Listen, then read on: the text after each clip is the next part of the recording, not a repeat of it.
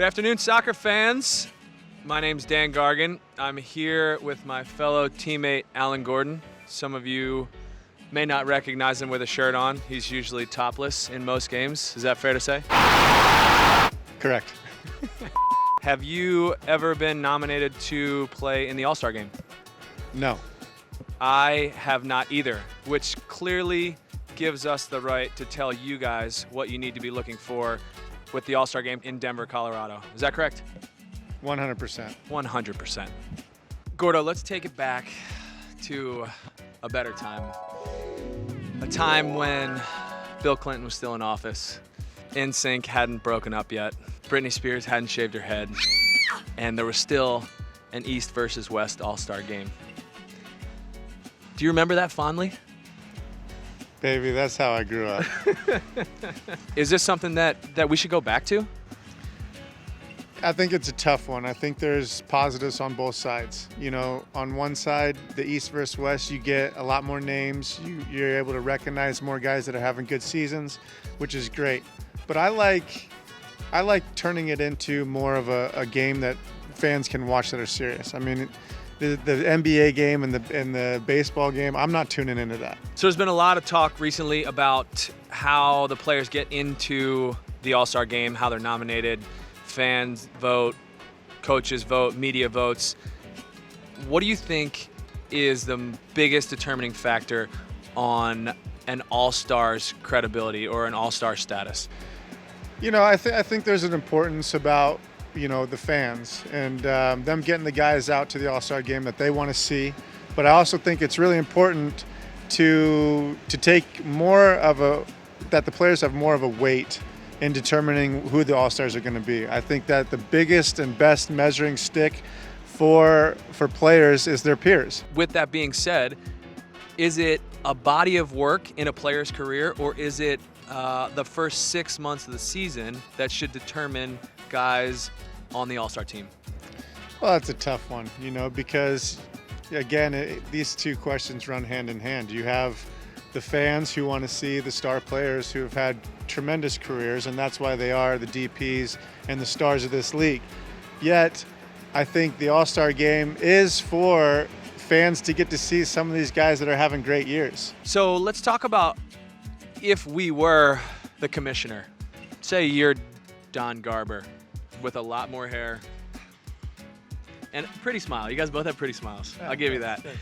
If you were him and you had 2 picks and you could send anybody to the All-Star game right now, who you sending?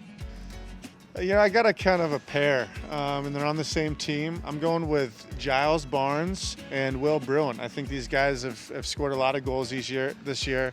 They're beasts up top. They're having good years. I think that should be recognized, and I think that they should. They're hot, and they should be on that All-Star team. Yeah, I would agree with both of them. My 2 guys, if I had picks, even though I think the Western Conference is a lot stronger than the Eastern Conference up to this point, I think that DC United, what they've been doing in the Eastern Conference has been pretty impressive.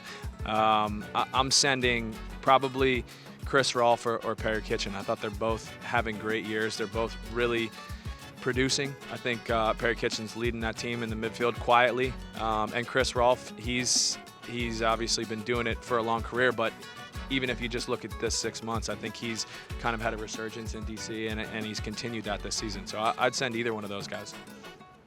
I'd agree with you. Why wouldn't you?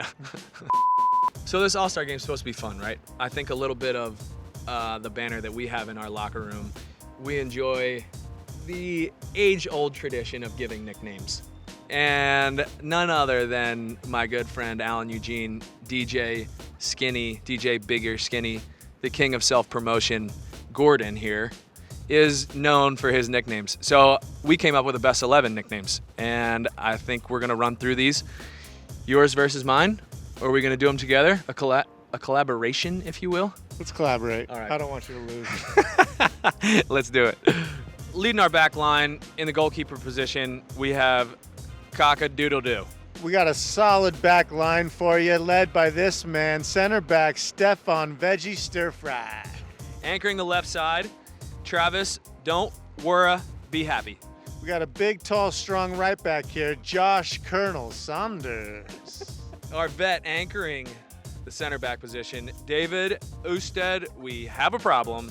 Running the center of the park, Davey, 4-7 years or no. And his partner in crime, Kevin Chips and Guaco Molino. We got two great wingers running up the flanks. Chris, hungry like the Rolf. And another Chris Corn on the Corb. Up top with a ton of pace, Andy, Tip the Doorman. And his strike partner, scoring all the goals, Mark, Bloom goes the dynamite. And the man behind the 11 pulling all these strings will be Jesse, the Ides of Marsh. There you have it, folks. That is our best 11 nicknames. We'd love to hear from you guys. You got any ideas, any names, any thoughts on anything we've covered today? Hit us up on Twitter. Check us out on Instagram. Hit up the Galaxy website. Send us a smoke signal, text, call, whatever you guys got. Anything from you, Gordo? Nope. He's a man of many words except for right now. This was fun. You want to do it again sometime? Name the place and the time. I'll be there. Next Tuesday. See you there, guys.